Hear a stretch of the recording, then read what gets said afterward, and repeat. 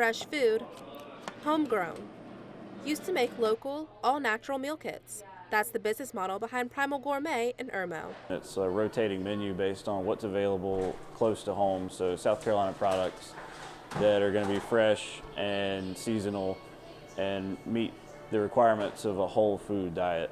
Once a chef for a retirement community, Greg Martin decided to launch a new venture, hoping to change the way people think when it comes to food. As more people get used to the idea of, well, instead of having to go out to eat every day, I think I would rather just have these 4 meals sitting in the fridge at work, and I could just pop one in the microwave every day and know that I can eat well. According to a company that researches trends in the food industry, meal kit delivery services like Primal Gourmet have exploded into a $1.5 billion market in the past few years.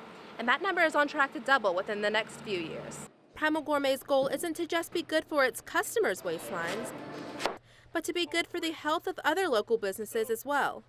Ken Dubard owns Congaree Milling Company, a regular at the Soda City Market. His Stone Ground Grits business is one of the 18 local suppliers feeding the new meal kit business. I mean, it's really essential being as small as I am. Obviously, the goal is to have those clients and everybody else that wants what you're doing or making. Local businesses. Hey, y'all. Working with local businesses. Hey, Hal. Ingredients Greg Martin hopes will be his recipe for success. For Carolina Insider, I'm Ariana Mount.